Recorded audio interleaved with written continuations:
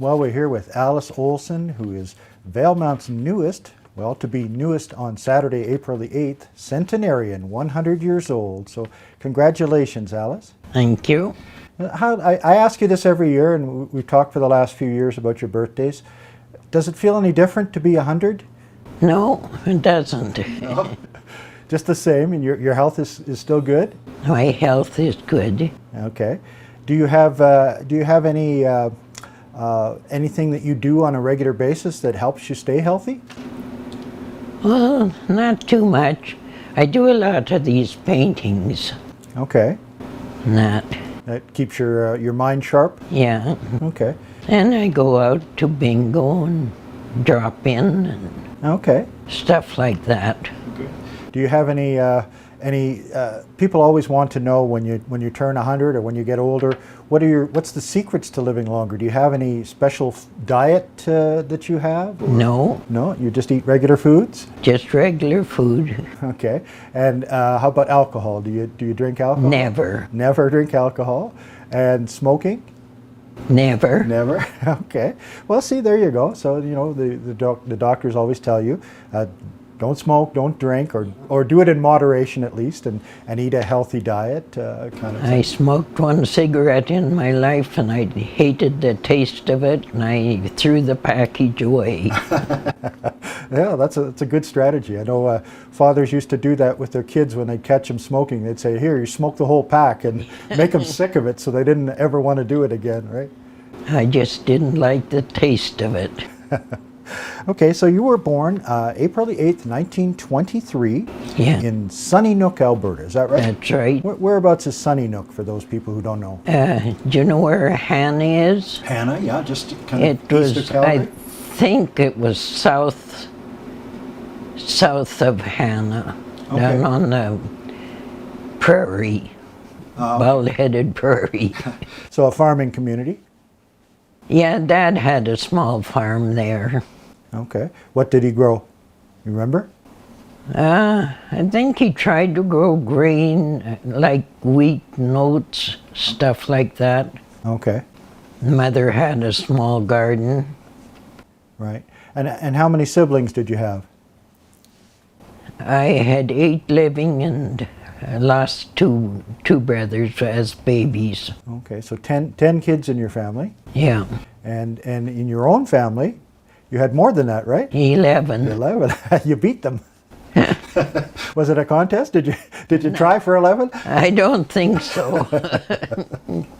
Okay, so you were born in Sunny Nook, Alberta, and it's just a very tiny hamlet of a community. It wasn't a big place to begin with. No, it was small. Right, and then I didn't live right in Hannah or in Sunny Nook, out in the country. Okay, okay. And on the farm, with all those kids, did you each have your own set of chores to do? Oh yeah, we always had chores to do. Right, right. And did you went to school there? Yeah, I passed into grade 3 in the Mizpah school. Okay, all right. And then, so when did you married your husband Pete in the 40s sometime? What year was that? 48. 48. So what year did you leave the Sunny Nook area, and where did you go? We moved to Wildwood when I was 8 years old. Okay. And what was the reason for moving there? Just because Dad couldn't make a living on the prairie. Okay. And then he started up a logging camp and okay. a little sawmill and that. Okay, so that would have been 1931. And then you were there for how many years? Do you remember? Until I was 18, and I left home and went looking for work. Right. So, but in the meantime, sometime in there, you joined the WACS. Is that right? That was in 43. 43. Okay. So at that time you would have been 20 years old. Then. Yeah. Okay. And tell us about a little bit about your service in the WACS.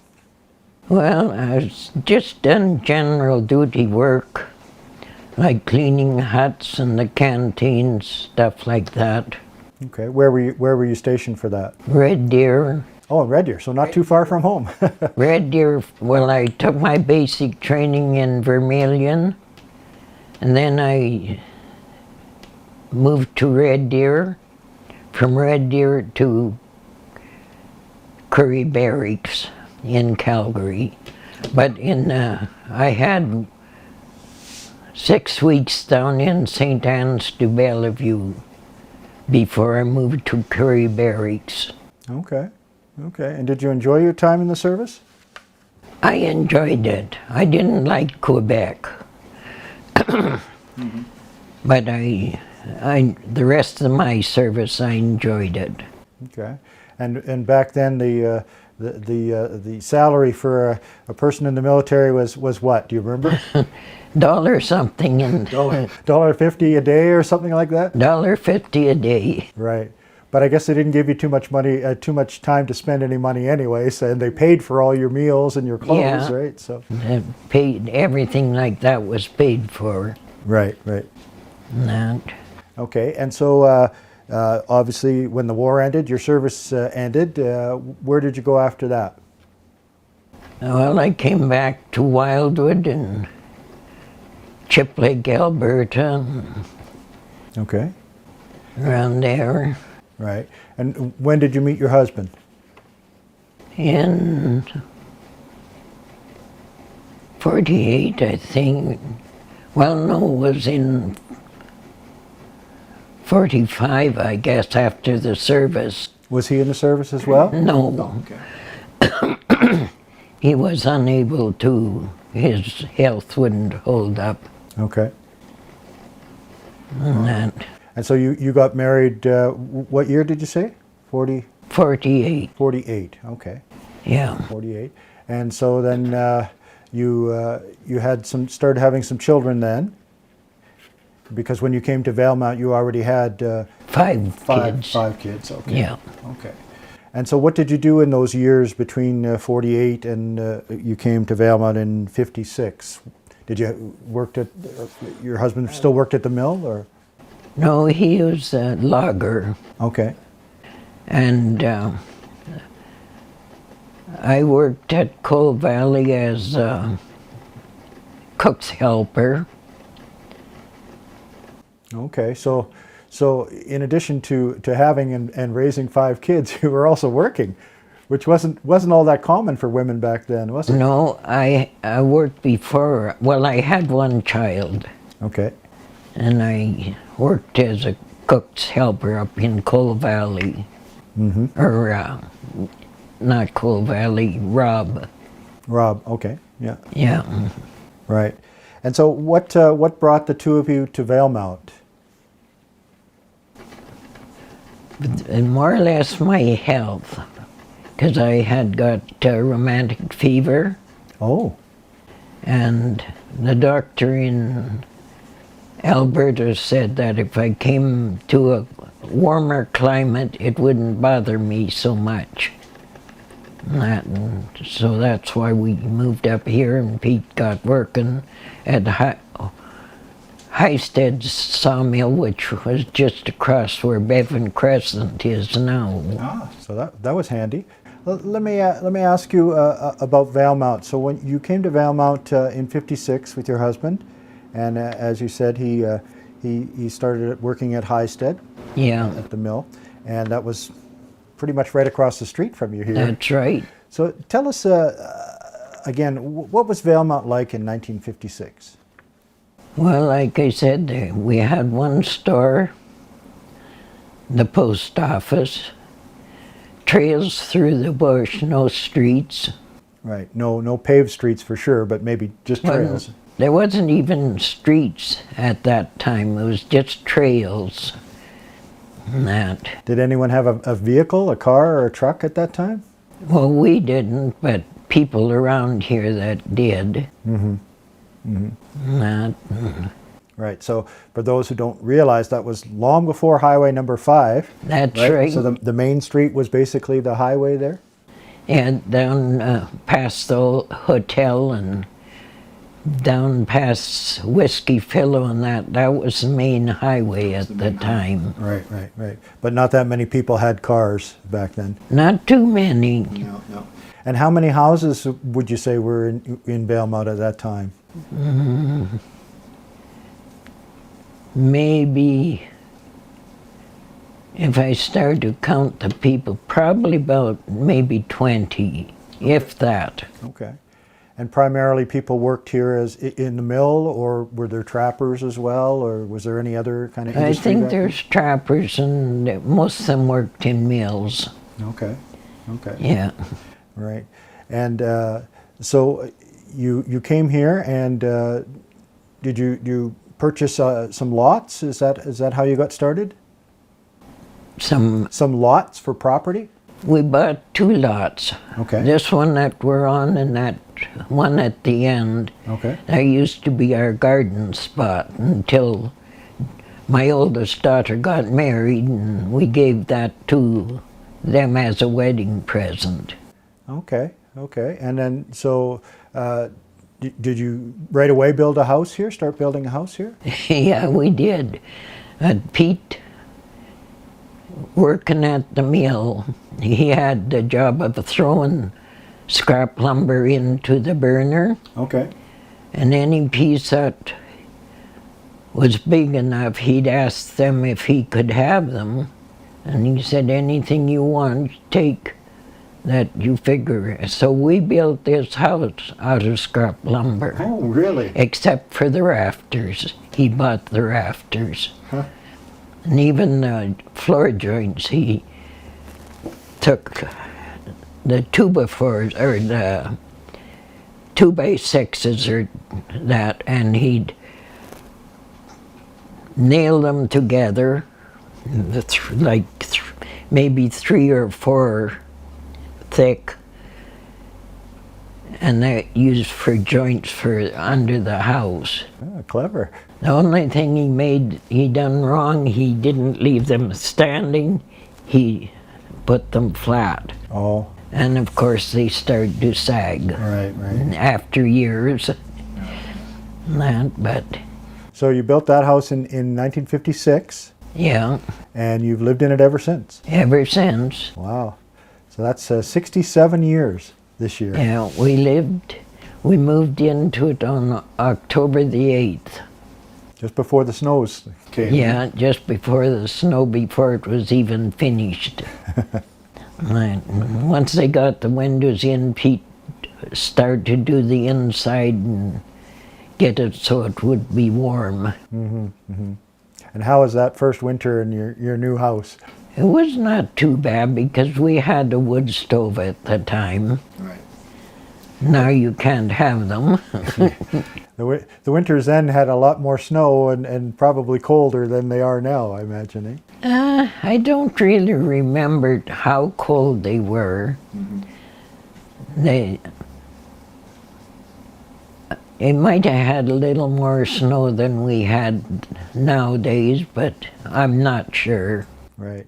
It's funny to me that a doctor would say, go to a warmer place for your health, and you'd come to Valemount, whereas if you said that to somebody in Valemount, they'd go to Vancouver. I guess it's warmer here than in Hannah, eh? or in Alberta there. So. Yeah, well, Hinton was pretty cold and windy there all the time because Pete was working, helping build the pulp mill down there at the time. Okay. Yeah. All right.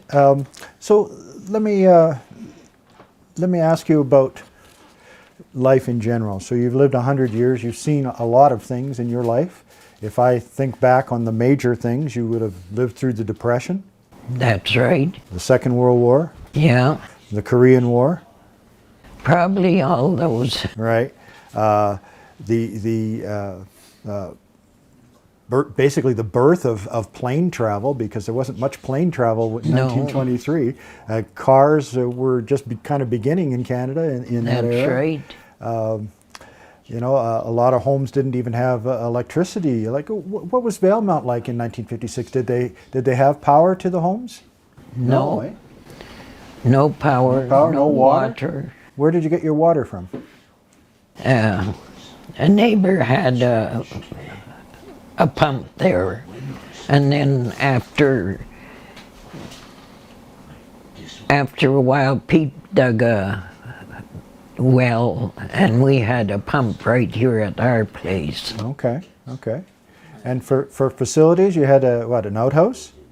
Yeah. Outhouse, okay. Between 1956 and 1970, I guess, is when water came.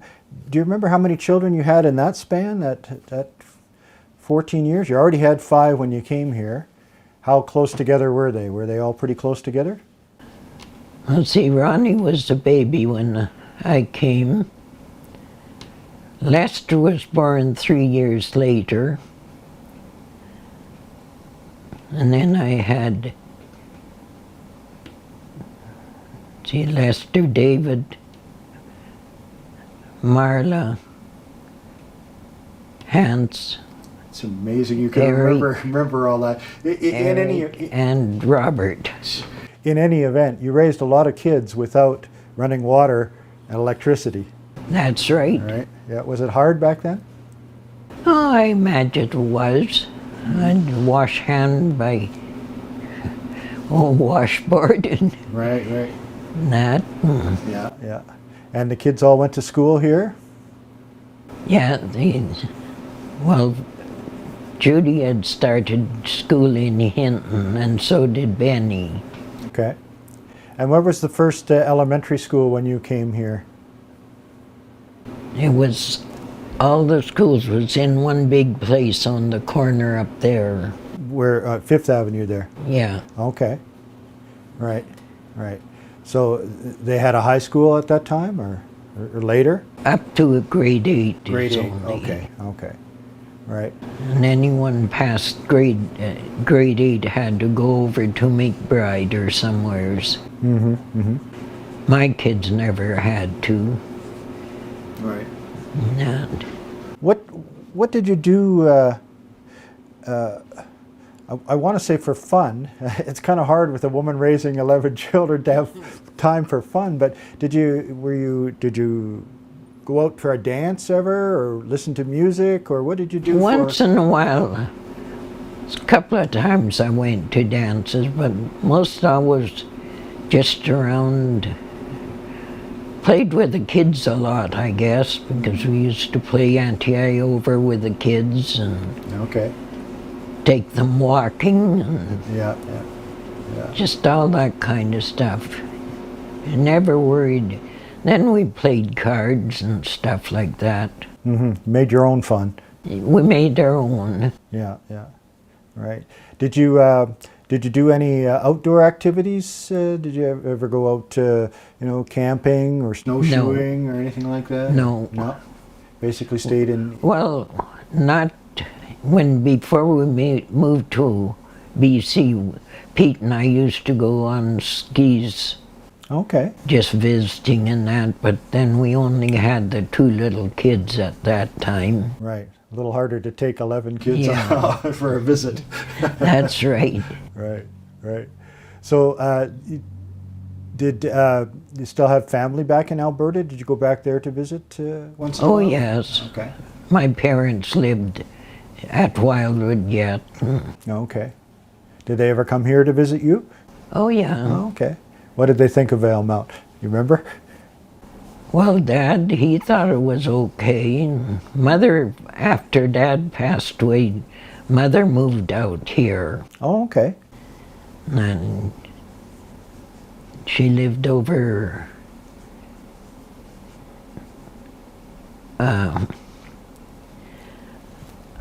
the place is sitting empty right now. It's got a house built on it, but nobody's lived in it. Okay. And that's just a couple of houses over here. Oh, that was nice for you then. Yeah. Have her here. Let me talk about your time and involvement with the Legion. So you were one of the people that helped get the Legion going here in Valemount. Is that right? Well, I was To a certain extent, I guess. Okay. I mean, you certainly were involved in the Ladies Auxiliary. Yeah. How did that come about? Do you remember? How did it get started here in Valmont? I'm not sure just how it got started, but Billy Ballard and myself were two of the first ones involved in that. Okay. And then there was a few other ladies, of course, but... Right. So for those who don't know, because there hasn't been a Ladies Auxiliary here for quite a while now, what did they do? What was the role of the Ladies Auxiliary with the Legion? Well, if they had anything doing in the Legion, we'd help serve lunch in the evenings and stuff like that. On Saturdays we had service for them, like hot dogs or whatever. Right, right. And did the organization do any community work? Work in the community, like you know, helping people with any activities or fundraising or anything like that? Well, I think they put on fundraisers when they're building the seniors' home, Right, the Golden Years Lodge. Mm-hmm. And we used to put big sales on and stuff like that too. Right. Cater to funerals and mm-hmm. different things like that. We catered to some weddings. And, right. yeah. So in addition to being involved with the Ladies Auxiliary, you were also on the executive with the Legion for many years. Yes, I was. Right. Did you enjoy that work? Oh, I sort of enjoyed it. It was hard sometimes to get to them with raising a family. Sure. Now I know that ever since I've been here, which is just 10 years, but you're actively involved in the Remembrance Day services. You always lay a wreath. I've done it right up to last year, and I probably will this year. So have you done that every year then? Well, probably for the last 10 years. Okay. Why is it important for you? It just seemed right to do. Okay. Now, why is it important for you to keep doing it, I guess, is the thing. Because it's not easy, right? You got to get up and walk a long way in a cold temperatures. Yeah, well now I can't.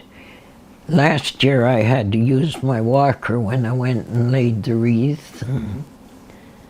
It's been getting a little harder for me to do stuff like that. Right. But you still do it, and you think it's important for you to continue that. Yeah, I try. Right. Why do you still live in your own home at 100 years old? Many people, when they get to a certain age, they say, you know, I've lived here so many years and I've done all this work myself, I'm tired. Yeah. Why do you do it? Because this is home. As long as I can, as long as the kids will help me, I will live in my home. Mm-hmm. You never considered moving into Golden Years or somewhere else? And you've always stayed here in Valmont? Have you ever thought about going to another community? No. No? I liked Valmont. Once I moved here, I never wanted to leave. Well, how does it make you feel to be the only 100-year-old person in Valemount? I don't really know. I guess it's an honor. Mm-hmm. I read a study that said people are living much longer now with the health system that we have. Yeah. And as of 2021, there were 9,500 centenarians, people over 100 years old, living in Canada. Yeah.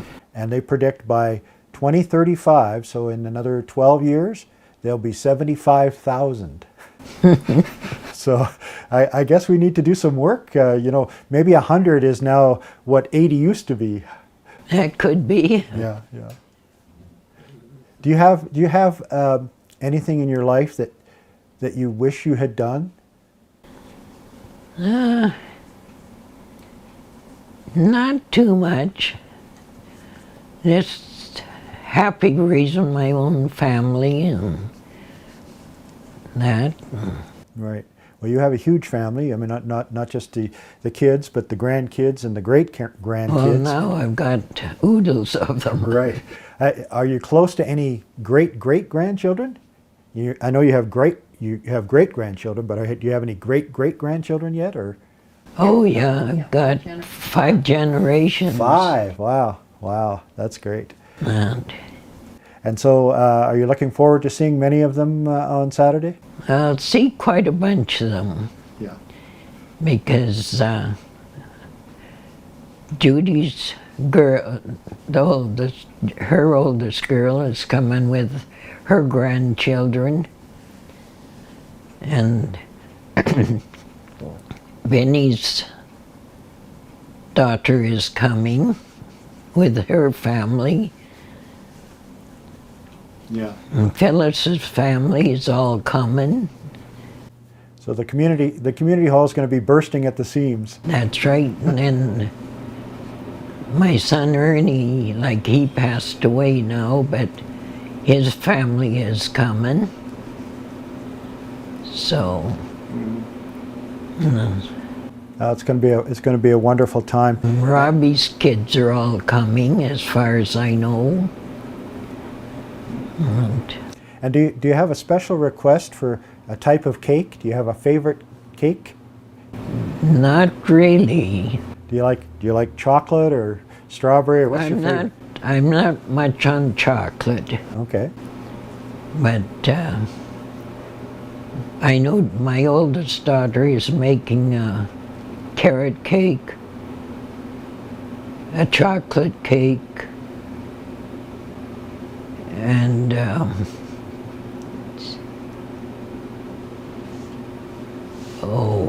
I can't think. No, you're going to need a lot of cake to feed that many people. That's Yeah. for sure. And then, will there be 100 candles on the cake? I don't know about 100 candles, but we got a slab cake coming from McBride with Happy 100th on it. Okay, so McBride is making you a slab cake.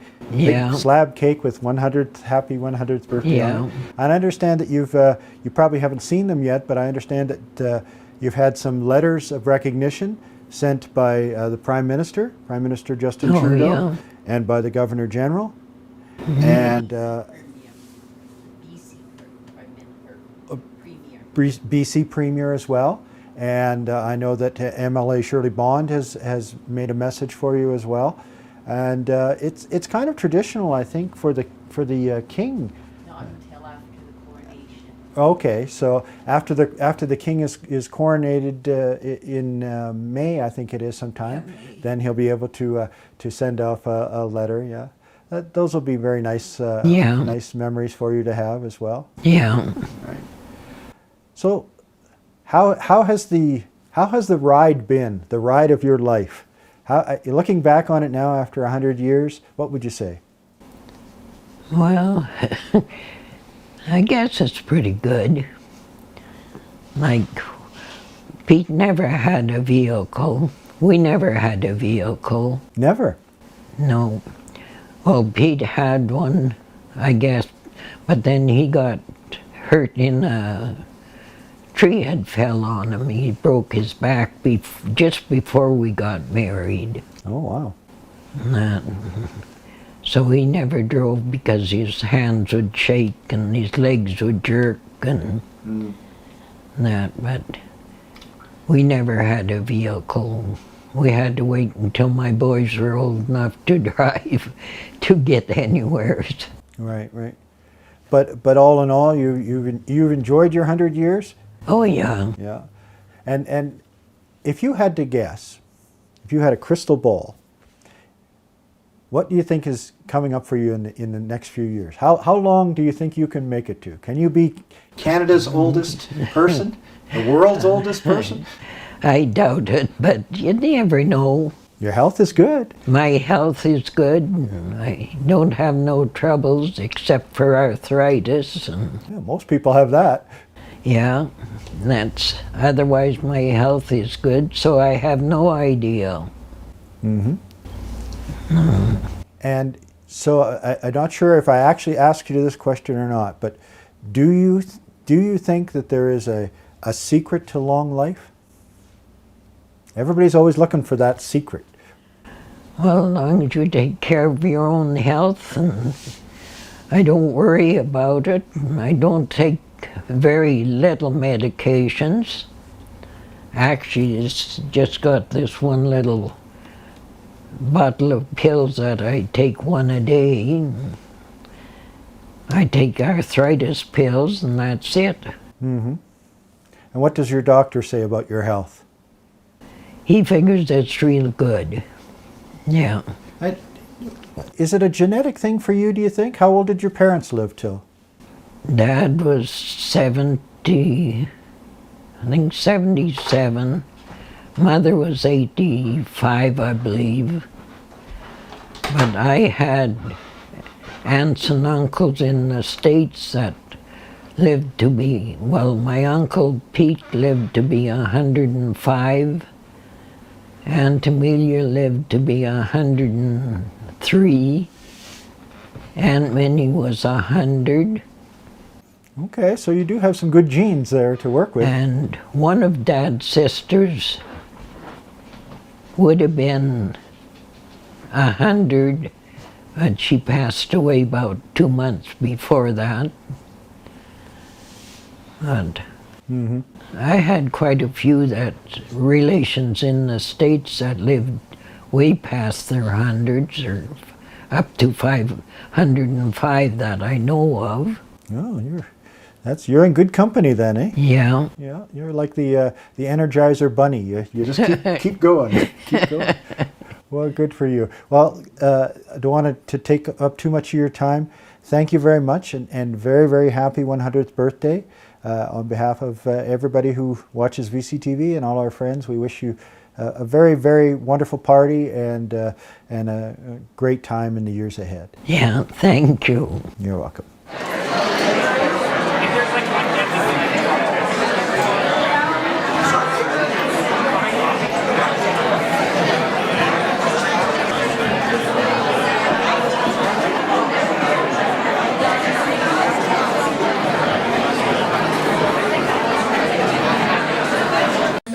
Great-grandchildren and 15 great-great-grandchildren for a total of 67. You can tell how well loved someone is by the number of people that show up for her birthday party. So I am so pleased to be here. I have been at several of Alice's birthdays, and the most amazing thing is she has such an incredible memory. Imagine having 67 grandchildren, greats and great-greats. I bet she knows every name of every single one of them, which is incredible. I don't get the opportunity very often to say happy 100th birthday, so I'm very excited about being able to do that today for you, Alice. It's hard to imagine what life would have been like 100 years ago, much less decades ago, when you came to the Robson Valley. We are so inspired by the life that you've lived, the fact that you chose to serve your country, you invested your time and energy in the Valemount Legion and the community and region. Alice, we are so honored to be part of your 100th birthday celebration. I want to wish you nothing but an incredible day, surrounded by the people that love you most. And in the year ahead, I wish you good health and much happiness. Happy 100th birthday, Alice. And after cake, the old timers are going to play music for us for a while.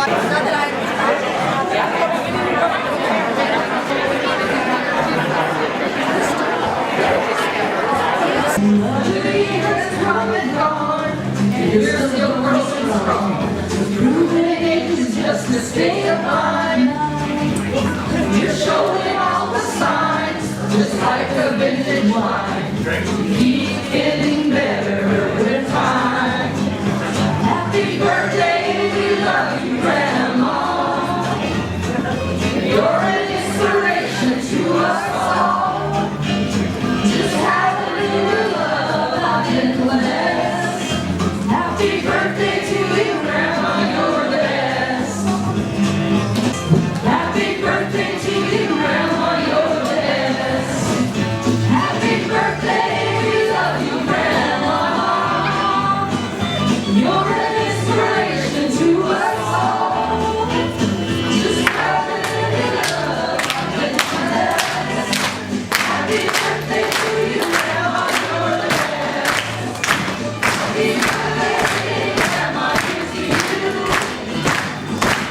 all the